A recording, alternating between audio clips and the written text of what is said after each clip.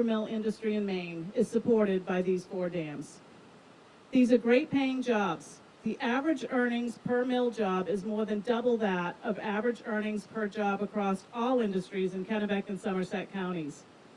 And the ripple impact on the regional economy, as you can see, is extensive. We're pleased to contribute this analysis to ensure that the jobs and economic impact of the dams are at the forefront of discussions about the future of these dams.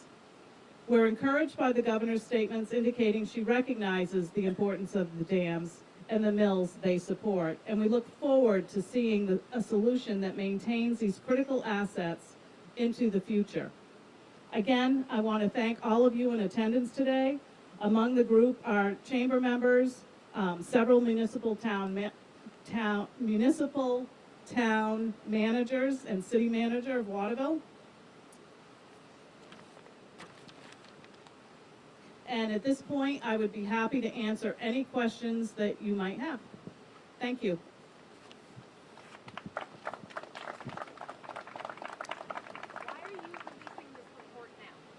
Well, we wanted to get it out before the election. Also, there's studies that are being, there's reports being released on the dam, so we wanted to get the information out as quickly as possible.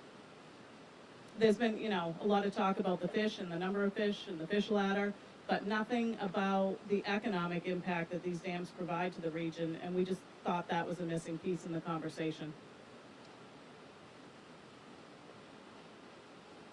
Harold? What's the advantage? What is the advantage that they're bringing up for taking that dam? I mean, bottom line, what's the advantage? You're taking these jobs away? What's the advantage of basically ruining this area? So it's my understanding, and I don't want to really speak for the other side of this argument, but I've heard 3 and I've heard 5 fish. It's not meeting the 100% fish standards, so it's short by 3 or 5 fish. So it's about fish run. Fish run. That's my understanding. How much per pound is that going to cost them? I can't possibly know. What's the relationship like between the Mid-Maine Chamber of Commerce and state regulators that are going to be receiving this analysis? So, we don't have a direct relationship with them. Our intention is to get this study out far and wide so that everybody has the information. Our chamber is probably the only chamber in the state that actually has a fish committee that's active and spends money on promoting fishing and tourism in the area. So we are pro-fish, but we're also pro-jobs and pro-economy. Now, the tax revenue that's generated by these dams and mills that are affiliated with them provide a huge amount of tax revenue. Without it, what would be that largest source of tax revenue in the Greater Waterville area?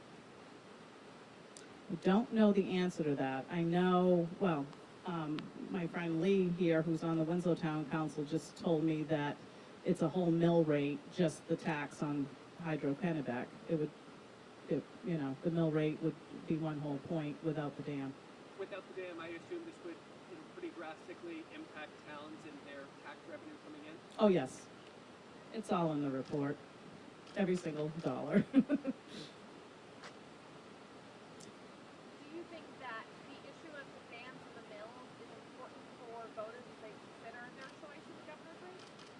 Well, I think it's important not only in the governor's race, but it's important in the local races as well. The tax revenue specifically from Brookfield to the municipalities includes Waterville, Winslow, Fairfield, Norwich Walk, Benton, and Clinton, plus the state itself. Well, we thank you all for your time here, and feel free, we'll hand out copies of it right now. Thank you.